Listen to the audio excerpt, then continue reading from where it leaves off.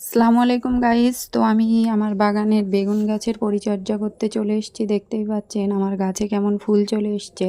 তো এই বেগুন গাছের পুরানো পাতাগুলো আমি এখন কেটে দেব, কারণ এইভাবে কেটে দিলে সুন্দর ঝোপালো হয়।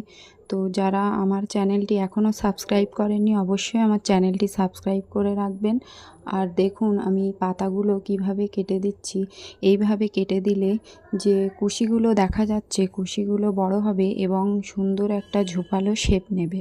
আমরা যেহেতু অল্প মাটিতে গাছ করছি সেই কারণে এইভাবে আমাদের টেকনিক প্রয়োগ করেই তবে গাছকে ঝোপালো করতে হবে আর প্রচুর পরিমাণে ফুল ফল ধরানোর চেষ্টা করতে হবে।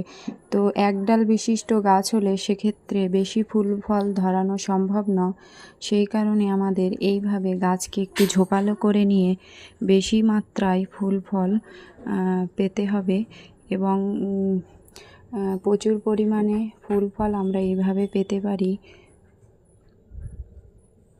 ফুল এসেও গেছে আমার গাছগুলিতে। তো যে গাছগুলো দেখছেন এগুলো মাত্র 1 মাস বয়স।